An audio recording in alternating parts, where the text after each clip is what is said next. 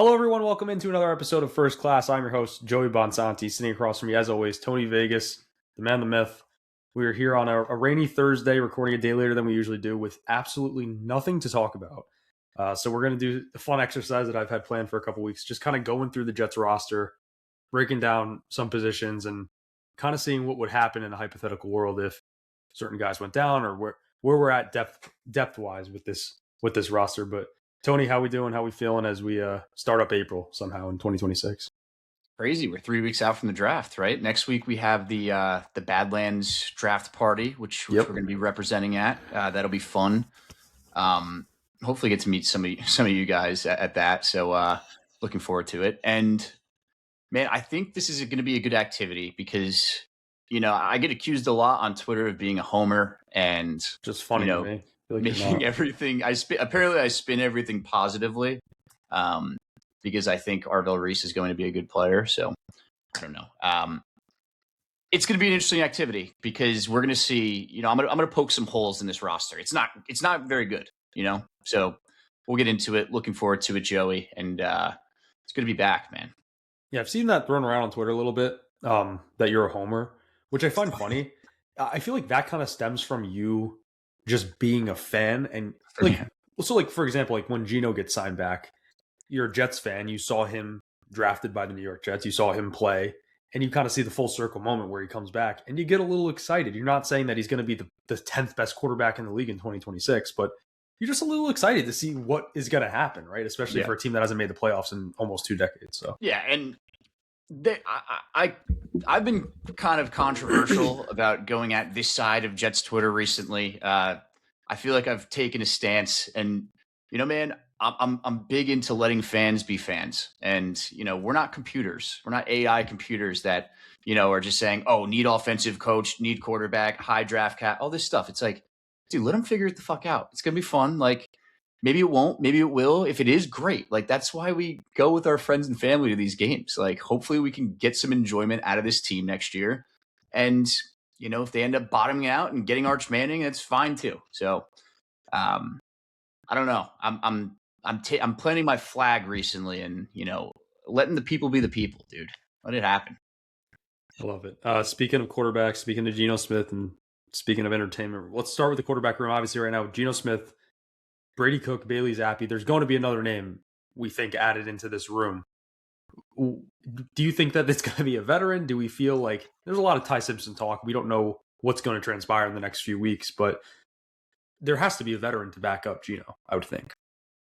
I don't know. It could be a gun to my head. I think the room is going to be Bailey Zappi is like the emergency QB. Geno Smith is the starter. And then I think it's going to be like one of Carson Beck or Drew Aller, honestly. Wow. They took Carson Beck out to dinner. I know they were, they sent the dogs out to the Penn State. They had eyes on Drew Aller. I think one of these like bigger Frank Reich quarterbacks that we talked about so often as the starter. I think you're going to see that as like the developmental backup behind Geno Smith. And, if Geno Smith goes down, I don't know what the hell the plan is, but I don't know. Who would the veteran be? That's a good question. I don't have I'll try to pull up the list right now to see who is even left, right? Dalton would have been great. He's on the Eagles now. So I know. I'm going to pull up a list here because Russell honestly, Wilson? I would do that. Personally, I would. No. I would. I don't care. He's not.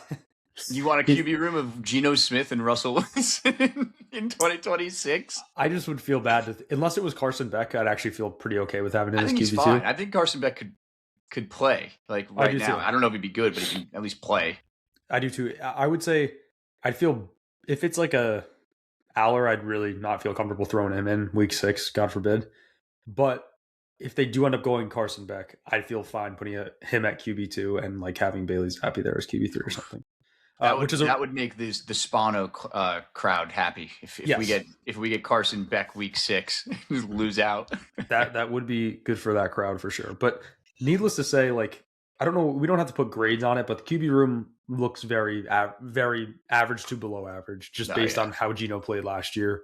You can't just automatically say that Geno's going to have a 4,000 yard season because he had it 2 years prior to last year. So not going to say that we're in a good spot with it. But it's fine. It's fine for right now. It this is literally Josh McCown in 2017. It's the same thing. And I think Geno Smith's probably a little better than Josh McCown was. And we all kind of had fun that year. Like, that wasn't that bad. I was like, all right, this is watchable. It was one of like the most watchable shitty football teams ever, because I like Josh McCown. I think I'm going to like Geno Smith, and he's a rhythm pocket passer. He's going to push the ball down the field. He's going to have a better attitude than he was when he was fucking 24 years old, like anybody else, right? I mean, I feel like we're really going to like him. And like, I'm kind of looking forward to being able to root for him again. Yeah, this is a lot better of a situation. To name him the start, which Aaron Glenn did this past week, essentially name him the starting quarterback, and it's fine. But to do that compared to like Justin Fields, there's a world where you could say Justin Fields should not have been named the starting quarterback last year immediately. They should have brought in someone to compete. Now, obviously, they paid him $30 million guaranteed. They're obviously going to name him the starter, especially with the options that they had at that point. So, all right, let's move on to the running back room. Obviously, Breece Hall's tagged. We have Braylon Allen coming off a pretty bad injury last year. Isaiah Davis. We'd like to see them. I can't speak for you, but I'd like to see them add another running back. I'm not completely sold on Braylon Allen as an RB2. I thought he would have kind of grown into that role past 2 years. Isaiah Davis is kind of what he is, right? An RB3. I'd like to see them. God, I don't want to see them waste draft capital on him, but I'd maybe grab a running back in like round 4 or something. Maybe I'm only familiar with like the top end of the running back class. You're not going to take a top guy. I don't think. It's like Price from Notre Dame. Let me just ask you this. I'm going to stop you real quick. What is your reaction if they take Jeremiah Lovett too? I know it's not going to happen, but what is your reaction on draft night if they take Jeremiah Lovett? I'd be pissed. I'd be fucking pissed. It's like a win now move for like a really bad football team. And we have like, they're going to re-sign Breece Hall. It's just like way overkill. I think he's going to go to the Titans. God, that's my guess, but it's fine. Like, dude, you have Breece Hall. I literally just had this conversation. I asked somebody that was low on Arvell Reese, and excuse me, God bless. They were low on Arvell Reese. So I'm like, okay, so then who do you want? Like, I can accept David Bailey as an answer. I think he's going to be like a 14 sack dude, like 12, 10, whatever you want to call it. I would maybe accept Bain as an answer, and he said I would take Jeremiah Love, and I'm like, why? Because Arvell Reese is going to be an inside linebacker. Okay, so you're going to take a running back at 2. Like, you know what I'm saying? If we're doing positional value, I don't know. I don't see it. If, the reason you're taking Reese, this is a different conversation, is because he can be the edge rusher, not for the inside linebacker potential. I just wouldn't take Love there. This is a crazy conversation, though. I had to throw it out because I did see something floated on Twitter with the unpredictability of how the lines have drafted. Could we see that with Aaron Glenn coming over here and maybe doing something completely unorthodox at number 2 or even number 16, where you're like, God damn, what the hell did he just do? Yeah.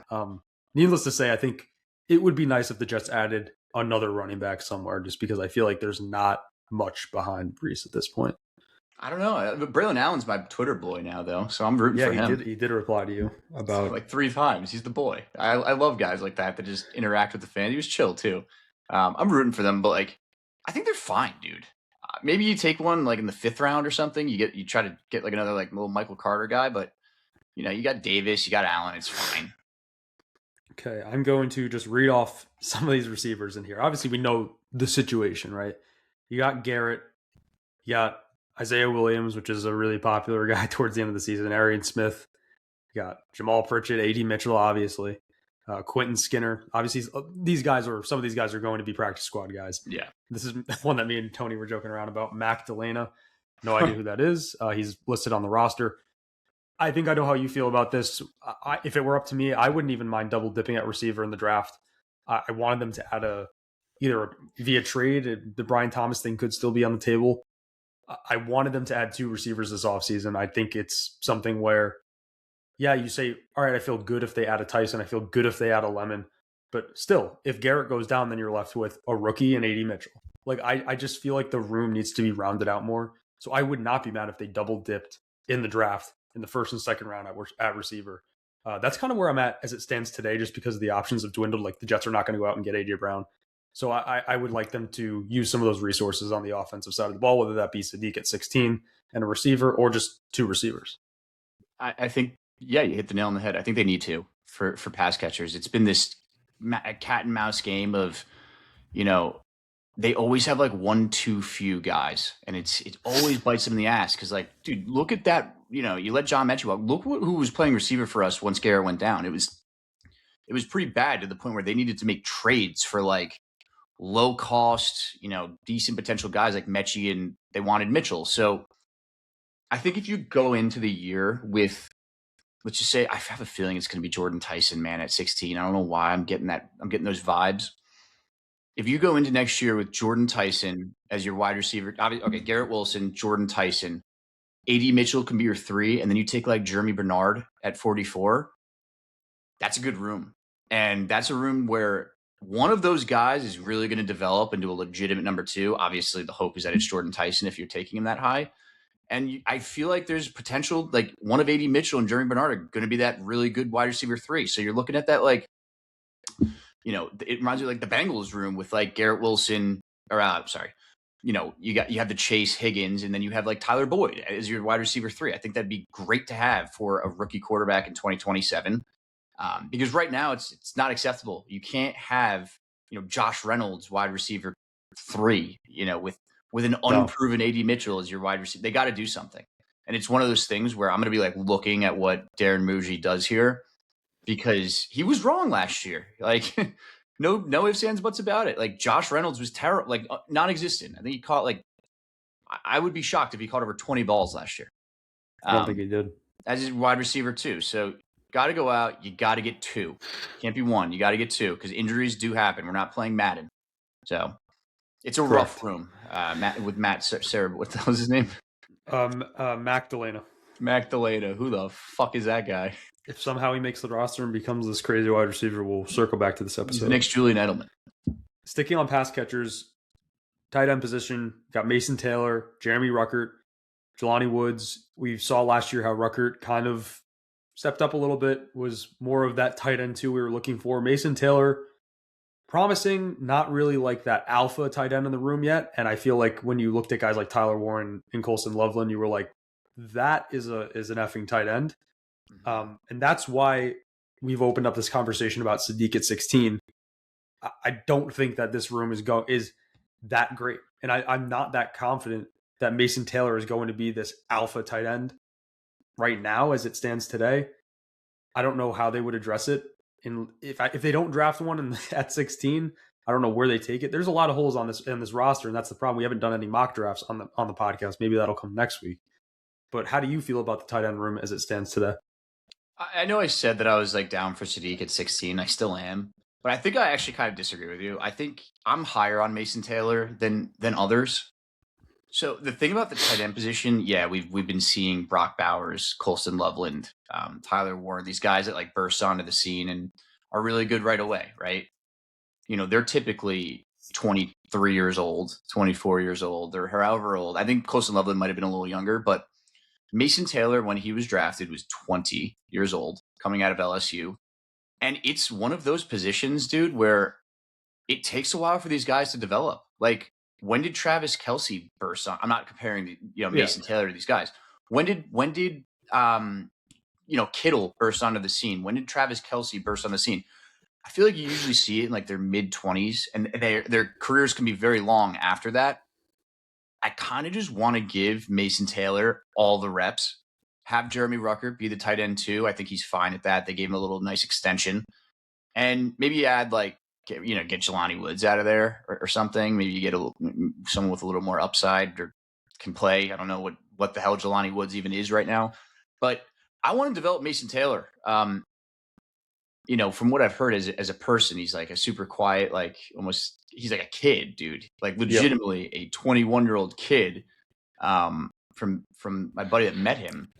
And it just kind of makes you realize like he's going up against these 8-year-old fucking middle linebackers and, safeties, all this stuff. I want to give him some time to develop. I think the room's like a B- right now with potential to be a B, but with the downside of like a C-, D+. All right. No, I like that. And you mentioned Kittle. So as you were speaking, I was kind of looking up his rookie season, kind of a little bit similar to what Mason Taylor's looked like. So Kittle in 2017 had 43 catches for 515 yards and 2 touchdown receptions. Mason Taylor had 44 receptions, 369 with 1 touchdown. That's with Justin Fields throwing him the ball.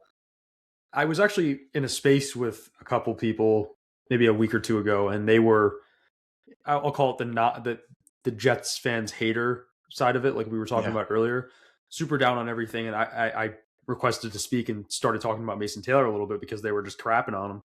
I'm like, listen, I'm not claiming he's going to be the next Dallas Clark or anything, but at the same time, he's young, like you said, and just like we saw with George Kittle, like the next season he had 1,300 receiving yards. I'm not saying that Mason Taylor's going to have that this year, but George Kittle was that young? Damn.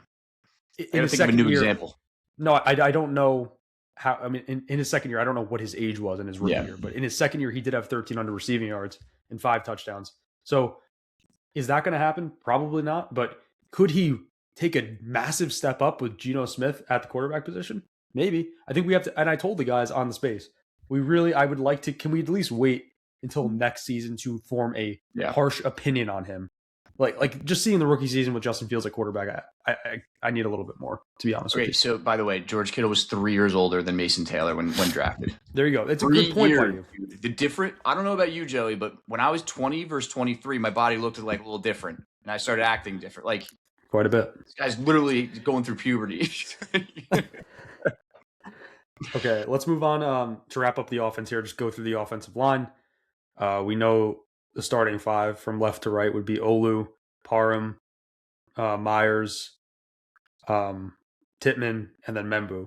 And then we have, they brought back Jugs, they brought back Max Mitchell, they brought Newman back as well, and then there's some other names down the line here that I don't really know. There's a lot of talk about taking an offensive lineman at 16. We've both kind of been back and forth on this. I think we're both pretty open-minded. Like, I've come around to the idea if they did it, I wouldn't be pissed off. But at the same time, you know me, I've said it a bunch on the show. Normal teams can find offensive line talent outside of the first round. The offensive line still does scare me. We lost two guards this past offseason. Obviously, we knew John Simpson wasn't coming back, and then AVT was the big blow. And I was talking to a Pats fan today who was like, I'm like, what do you think of AVT? And he was like, I think he's going to be great if he can stay healthy. And I'm like, don't worry, man. He will be a perennial healthy all-pro for you guys now that he's left New York. But I do feel like we need to address the offensive line in the draft too. And this is where you can see how many holes this team has when we're sitting here on a podcast going through the offense and saying, we need to address this in the first couple of rounds. We need to address this in the first couple of rounds. Something's got to give, and there's going to be a hole somewhere. So would you rather that hole be at left guard, or would you rather that hole be at wide receiver 2 or 3? Like, there's got to be push and pull here, right? Push, pull legs. I would say this is the beauty of having 4 top 44 picks, right? You could take your dog edge rusher. You can take Arvell Reese at 2. You could take your dog receiver at 16. Let's just say it's Jordan Tyson. And you can take, the Oregon guard at 33, Pregnon, or you could take him at 44, or you can do so many, and you could take your receiver to like 3 at number 33. You could flip these positions around all any way you want. I think that's what they have to do. Let's just say they go, they take Vega Ione, the Penn State dude, at 16. Then you can go receiver, 33, 44. Is that likely? I don't know, but you could, right? And then you have fuck off draft capital next year. So they have to address guard, I think, because if one of these dudes goes down, you're fucked. Parham's basically a 1-year deal. Josh Myers is like a 1-year stopgap player. I'm not trusting him past this year. And the rest of your line's great. I just think I look at the Bills taking that dude, Osiris Torrance out of Florida in the second round. You got Trey Smith from the Chiefs, who I fucking wanted so bad, and they didn't take him in the 5th round. Joe Thuney was a late round pick back in the day. I feel like if you just smudge these guys between 2 good players, they're gonna end up being good. When your guards get in trouble is when if your tackles suck, that's when your guards start feeling it, right? And your center starts feeling the line just falls apart. We have bookend tackles. We're very confident in both Olu and Membu. That's great. You have a good guard in Tittman. You should keep him at guard. You have a fine center. Guard's fine for right now, but get a little second round talent in there, and then you could stopgap a center, you could stopgap a guard, see where you can move. I just think it would be a smart investment for not only this year but next year to take a guard at 44, 33, or 16, however the board falls. Yeah, I agree. So the room, the front line looks good, but the depth is scary. Like you're Chugs, right. I like Chugs. Chugs is good. I would not mind him filling in for a couple games at right tackle. Yeah, be fine. Like he's got like 60 starts. That's a good. I'm shocked he's like just a swing tackle for I know. 60 starts. I feel like he would have. I honestly thought he was going to go elsewhere, to be honest. But I was like weirdly happy when we re-signed him. I'm like, all right, it's a good depth signing. yeah, I need a life. It really wasn't bad. The offense, though, as a whole, as it stands right now, it's got to be in the C range for me. Just with the wide receiver room and the lack of depth at offensive line, and obviously the quarterback room as a whole. So I'd probably put it at C or C minus. To be completely honest. If quarterback is weighted as heavily as it should be, it's a C minus offense, dude. Yeah, you have a good, decent running back, good, fine offensive line, quarterback, receivers. Like, got to get the drafts going, man. That's where you got to dump some capital in. All right, let's throw some names on the defensive side of the ball here. Start with some DNs. We've got a little Tyler Barron action. You got a little Enigbari. You got a little Kingsley Jonathan. You got Will McDonald. You got Braden McGregor, Joseph Asai, Eric Watts. Hopefully some of those newer signings can kind of push the Braden McGregors and Watts Braden off McGregor the damn team. Hell off this team. That's kind of where I was going. So need him out. They invested a lot in free agency in this position. Do you see them going defensive end anywhere in the draft here? Two. Outside of two, obviously. But no, they shouldn't. Once they do that, hopefully, we're looking at them not addressing that until, if they will, late. Yeah, I think you should gauge what the room looks like. You have a bunch of one-year deals. You signed Osai to a nice deal. He's wearing that ugly number 46, which sucks. Bad. He wore it to Texas. I guess a lot of his family wanted it back, so bad. Two Texas guys now. Osai and Tavondre Sweat went there as well, yeah, right? Sweat was a Texas guy too, yeah. He's wearing 99. I love that. So I just think you got to see what you have in this room. See how Will McDonald performs with some real playmakers, not playmakers, but like capable NFL defensive linemen next to him. See how, obviously, you're going to take an edge rusher at number 2 overall. Like, that is a massive investment, and you're expecting that player to end up being a superstar. And if he's not, quite frankly, it's a failure. But I just think you got to see what Will McDonald has, see if he's going to get that second contract, and let Arvell Reese go, man. He's 20, freak athlete. Let him figure out the position. And try not to get too cute. If he's not getting after the quarterback right away, like, trust the process. You got Carl Dunbar in there, as a defensive line coach. I trust him. Get him some fucking NFL reps at edge rusher. Don't overthink this. I'm already dreading week 1, week 2 when Arvell Reese misses a assignment or something, and all the people who wanted Bailey are oh my God, freaking out. I'm dreading it, honestly. It's funny. Well, it's funny because you have people that don't even have Arvell Reese in their conversation, and it's like, I know what you're doing. You're using this as ammunition to say, well, I wanted Bailey the whole time. Aaron Glenn's got to go, and it's like, dude, I can see right through your bullshit. Joey can see right through the bullshit. Fucking anybody can see through it. It's jester maxing on the timeline, dude. It's insane. He's a hell of a prospect. He's gonna be really good. If not for us, for the fucking Cardinals at 3. So I can't get over it. And by the way, I heard. I didn't tell you this personally. I don't know if I texted you. I saw the tweet come out, but I was gonna text you, but I didn't. I can't get into specifics, but I heard, quote, they're locked in on Arvell Reese from someone you and I actually both know. Funny enough. Oh, you're gonna have to text me after that. I will. Yeah. Okay. Cool. Clip that. That's how you get views on the fucking podcast. I'm gonna clip it right now. Clip it right after this.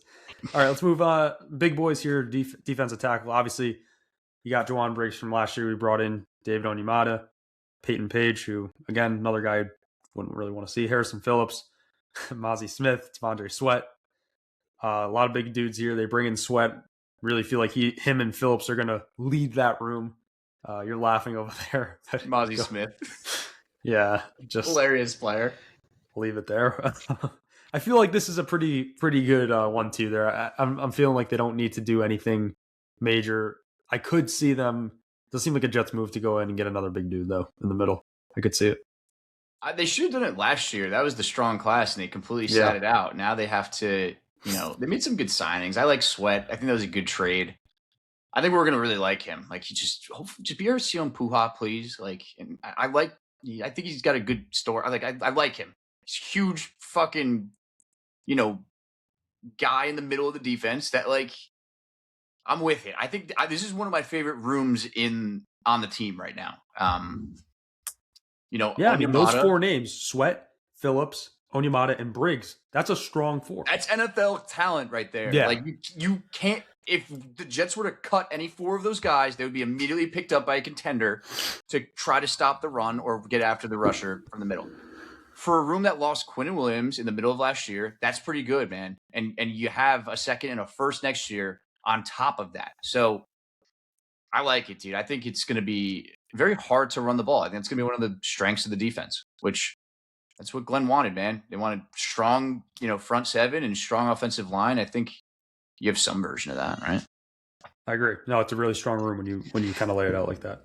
Linebackers, you got Demario Davis, Maui Goa, McCrary Ball, Jamin Sherwood, some other dudes, O'Chown Mathis, and Kobe King. Don't know who those people are. Kobe King, I know who that is. we were kind of talking waivers. I know exactly. Penn State guy claimed on waivers. This guy, man, he's all over Kobe King. 5 solo tackles in his career as a former Viking, it looks like. Viking from Penn State. So anyways, we were kind of talking about this pre-show, and I like to push back where I can. And actually, one of our buddies, your roommate, was pushing back on me about Demario Davis, and he was the one who actually said, "How do you know when the end is for him? You just don't, right? He's played at such a high level for such a long time, into his late 30s. It could be at any moment." And he is right. Like, they could be at the drop of a pin, he gets injured and is out for 6 weeks. So with that being said, obviously, if the Jets do get Reese, kind of shift him around, play him next to Sherwood if you need to. I would also say it should probably be Demario and Reese running that room. How do you feel, though, with the depth on this and the age of the linebacker room right now? I mean, you have a 37-year-old and you have potentially a 20-year-old in the same room. If the median age is like what, 30 or something, like 28 maybe. Demario Davis is playing college ball and Arvell wasn't even born. Dude, that is insane. I think, I feel like Demario Davis is going to be like the bridge to. They need to like draft one, I think, next year at some point. Right? Yeah, that's probably smart. The hope is Reese is an edge rusher. He can play there in spots, but the goal is for him to be your Micah Parsons edge rusher, Jalen Walker edge rusher, somewhere like that. So you don't want him like full time, next to Demario Davis this year. But I think that'd be like a great influence on Arvell Reese for if he ever has to step into that role. I think it should be Jamien Sherwood, Demario Davis, and you hope to salvage what is left of Jamien Sherwood on that shitty contract. I still am a firm believer he's going to play better this year. I am. I think I am too. I have his jersey, man. You went down with the ship, so you got it. You got to believe, man. I'm invested in JMO. So I just think him having that like CJ Mosley guy next to him is going to be super helpful. And when he can just like pin his ear back, go and get the fucking ball carrier and be fast in coverage and go sideline to sideline, I think he's just better. As opposed to like, all right, this guy needs to be here. It's just like play with your instincts. I agree. All right, I'm going to kind of group the cornerbacks and safeties into one group. I feel like this is a very well-tended room right now, especially after losing Sauce Gardner last year. We got obviously Jarvis Brownlee from Tennessee last year, Brandon Stevens, who was acquired in the offseason, Stiggers, A.Z. Thomas, Nashawn Wright, and then, Dane Belton from the Giants, which was, I feel like, a solid pickup. You have Jets bringing back Andre Cisco, the Minkah Fitzpatrick deal. You have Malachi Moore, the rookie out of Alabama. So there's some promising talent here. I think the more notable names are, the acquisition of Minkah. You got A.Z. Thomas, and can we see if he can take on a bigger role this year and become something bigger than what we think he should have been? I mean, the goal last year is they took him. Everyone was surprised they took him, but he was a player that was falling. And to have him grow into a CB2 role as Brandon Stevens had it opposite of Sauce, but now here we sit. No more Sauce. You got a Stevens, Nahshon Wright, AZ Thomas. This is a big test for AZ Thomas this year at the CB position. And God, man, I do hope that he could take a next step, because it's one of those draft picks where, again, I almost feel like it's similar to what a lot of Jets fans do with a lot of these young players. They kind of just shoo him in and say, "Oh, he's just good young talent." Same thing with Malachi Moore. Like, I need to see more from these guys before we just say it was a good draft pick. Mason Taylor, the same thing. We need to see more. I agree with you. And there's a world where we go in and Nahshon Wright and Brandon Stevens are your two starting corners. Like, yeah. Aaron Glenn wants to win this year. Like, there shouldn't be like this Tony Adams bubble wrap. No competition. AZ Thomas is your guarantee. There should be competition at every position. I think I like AZ Thomas. I thought he could have been like a mid to late second rounder, and they got him at early in the third, which is good value. My concern is that he's not the fastest, and he can get a little handsy. It sounds kind of familiar, actually. I'm talking about it. Yeah. But I think you're right. It's a huge year for him.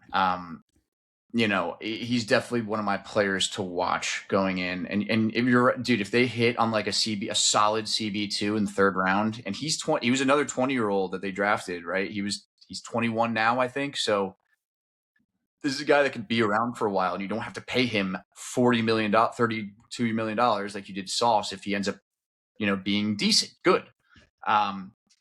In terms of, I like Brownlee. I think he's a player that you want more of, like, in terms of just like attitude. Safety, Minka, I'm not going to worry about him. That's a vet. He could play, he say he's going to play in the slot or wherever, like, or nickel. He's going to be our safety dude. He's our best safety on the roster. He's probably going to play safety. And Malachi Moore, again, there's just, like you said, there's a lot of players that need to like show, like, all right, what do you got, man? This is it. Like, if it doesn't work out, you're getting a new coaching staff, and you're probably, going to have an uphill battle. So it's going to be interesting, and a lot. They got to make some addition, right? And like, maybe not the first or second, but like the fourth round, maybe take a swing on a corner or something like that. Yeah, and you'd like to just hope that either one of AZ or Malachi, it would be ideal if both, but one of them took a very big step where you're like, okay, at least that's figured out for the next few years, right? I think in an ideal world, AZ Thomas works. Brandon Stevens, you cut him after next year, and you take your cornerback 1 in the first round next year with one of your 3 firsts. I think that's like ideal. It's like, all right, you got first round talent. Zaria Thomas is good. Jarvis Brownlee's good and young. Like, that's your room. I think that's like solid. I agree. So defense side of the ball, again, I think it's probably better than what I thought it would be once we kind of break it down. But I think it's a little bit higher in the offense, probably low B, high C, probably in the C's though. I'd still say. Always go one lower than you think with the Jets. C+. Yeah, C+. So yeah, that's probably about like a 74 Madden rating. I'm just kidding. Yeah, we're bad. Holy shit. All right, let's rip off a homer, guys. We're homers here. Can you see how long we've been going? How long do you think we've been going so far? Can you see it or no? 33 minutes. Oh, you could see it. That's no. Cool. Yes, you can. You're bullshit. Yeah, I know. 33 minutes, 34 seconds, maybe. All right, I'm going to rip off a couple of voicemails from Garrett and Chris from Jersey. So let's get into it. What's up, guys? Chris in Jersey. I'm going to try not yelling because when I listen to myself back on these videos, I cringe. Couldn't think of any questions relevant to this Jets team. It's kind of boring time of year. Do you think 2011 Mark Sanchez would have brought either the 2022 or the 2023 Jets team to the playoffs? I've gone back and forth on this one all day. Eager to hear what you think. I love that Chris just is thinking about this all day. Yeah, so Chris, we don't know Chris at all. So shout out to Chris. We don't cringe when you call in Chris, by the way. Dude, you're the boy. That's a you thing. We love it. Great question. I appreciate it on the drive. So wait, 2022, who was the Q? Are these the Zach Wilson years? 2022 was the year that the Jets started off really hot. They went in, they beat Rodgers in Green Bay. They were 7-3 or whatever it was, and then had the giant losing streak towards the end of the year. So Zach Wilson was the quarterback. It was the Mike White saga and everything. I think the answer to the question is probably yes. Yeah, I think so. Yeah. You even go back and like think about how bad Zach was, and you could even say, well, Mark wasn't that great either. But go back and watch Mark Sanchez, right? Although he had his mistakes and his interceptions and lack of touchdowns, he pushed the ball down the field. He made some great plays. Granted, he had a great offensive line. That Jets team in 2022 was good enough to where if you insert Mark Sanchez, they're at the very least making the playoffs, I think. Oh, you think they're making noise? I don't think they're going to go anywhere, but I think they're going to make the playoffs. I think so. I think they would. I think all they needed was like competent QB play, and that's why they ultimately ended up getting Aaron Rodgers. They were like, if this team has a quarterback, blah, blah, blah. And then it just didn't work. The wheels fell off. You trade John Franklin Myers, you get Reddit. That was, just Horrible talk move. about like terrible, terrible moves. If you airdrop Aaron Rodgers onto that team, that before Achilles, that team is like winning playoff games. I agree. Yeah. Which is crazy to think about. But Chris, I think the answer is yes. I think Mark Sanchez was like a C+ quarterback, C quarterback, and I think Zach Wilson was like an F quarterback. Like terrible, couldn't do anything with him playing, to the point where, dude, you took a guy number 2 and you pull the plug after 2 full years, right? Yeah. That's insane. That means he shows nothing. Like Mark Sanchez was doing it in the playoffs. Like, and he was doing it pretty early. And my only pushback would be his offensive line, his run game was so strong. His receivers were so strong. Mark Sanchez, that is, where I kind of feel like, yes, it was good in 2022, but that offense was not what it was back when Mark Sanchez was playing in 09 and 10. So I still do think, though, with how bad Zach Wilson was, he's at least getting them to the first round of the playoffs. I agree. I really do believe that. I think so. This is crazy. We're talking about fucking Mark Sanchez like some sort of savant. All right, going to Garrett for me. Hey guys, hope we're well. Garrett from Maine calling. Hey, I wanted to give a shout out to our old friend Chris Shreveler, who retired from the CFL earlier this week. I saw that news and immediately had to go find the clip of him severely underthrowing CJ Uzama a few years ago against the Jags. Funny shit. Anyway, wanted to get you guys' thoughts on this recent buzz around Ty Simpson. I know you touched on it a little bit last week. Seems like the Jets could consider him at 16, I've seen. Wondering if you guys think that's a reach. Maybe he's available there in the second round at 33 or 44, or we wait until this apparent elite QB draft class next year that's coming out. So curious what you guys think of that. Appreciate any insight you got. Be well. Thanks. Thanks, Garrett. That was a good question. I'll lead off, Joey. Yeah, you go. It really depends how you feel on him. Me personally, it's so tough because like he said it sarcastically too, which is like it's like a good point. The amazing 2027 draft class full of, Arch Manning, Julian Sayin, Dante Moore. It's a bunch of what ifs, man. We said the same thing about Garrett Nussmeier, Drew Aller. We said it about Cade Klubnik. I mean, name these guys, dude. There's like a million of them. And bro, Arch Manning could stink it up next year. And it's like, well, who the fuck is going 1 this year? Is it Dante Moore? Like, I don't know. So I think an interesting activity is, where would you put Ty Simpson as a prospect right now if you drop him in the 2027 class? That's interesting. Like, would he be like the 3rd best quarterback? Are you saying like let's just drop him in 2027? 2027, coming out of the situation from this year, or that he played another year in 2026? No, current Ty Simpson. You drop him in with Arch Manning. All right, I'll give you just like 4 guys: Arch Manning, Dante Moore, Julian Sayin, and Sam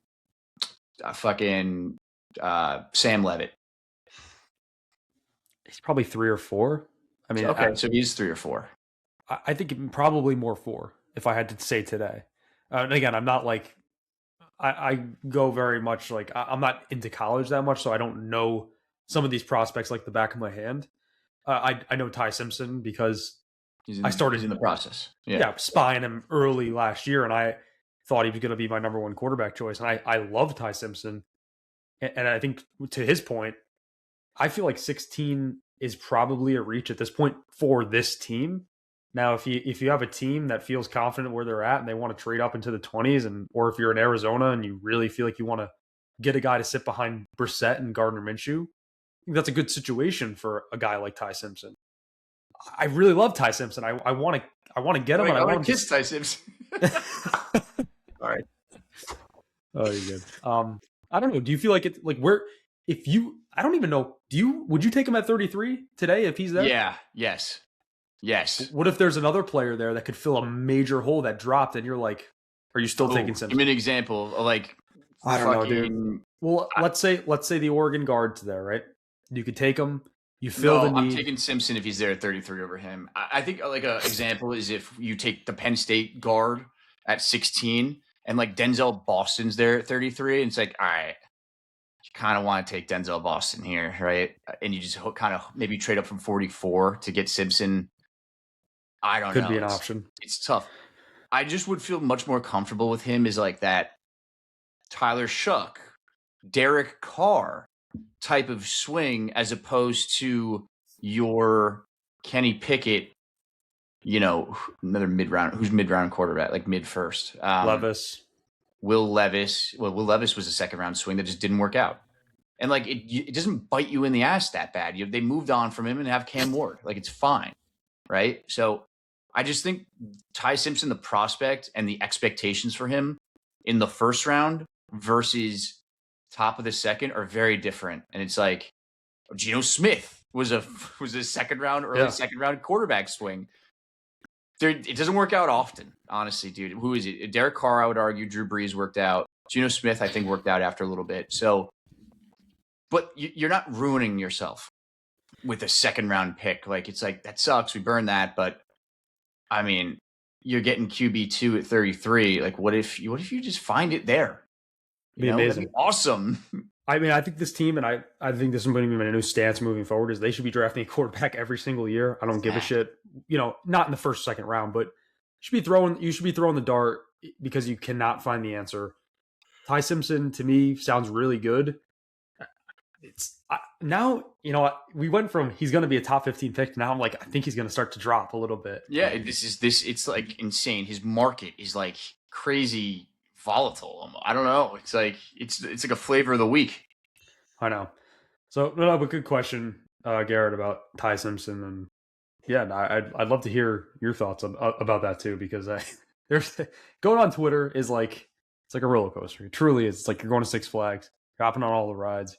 You're getting everyone's opinions. You're getting dropped into the hell is the Fortnite city? Towers? Oh, Tilted Towers. You drop it into Tilted Towers. You see a bunch of Justin 48 Ochos, Nick Spanos running around. You're getting one pumped by fucking Jet Central over here. Pause. Too good. Pause, indeed. Whatever. And this is a testament. We're crazy Jets fans. There was literally nothing to talk about this week, and we went 43 minutes. So it's insane. We're talking about a bunch of nonsense. Of nonsense. Absolutely. If you listen to this far in, I love you. Yeah, I also love you. But go follow us everywhere. Twitter, First Class Pod. Twitter, I already said Twitter. Spotify, Apple, don't forget Twitter, YouTube, and of course, most importantly, Twitter. So one final message before we log off. To me, play call is my superpower, really. I got to play those more, but I know. I'll get more loaded up. I was talking to my buddy Spencer, and I'll try to get more loaded up. So. All right. All right, guys. Talk to you later, and go Jets. Later.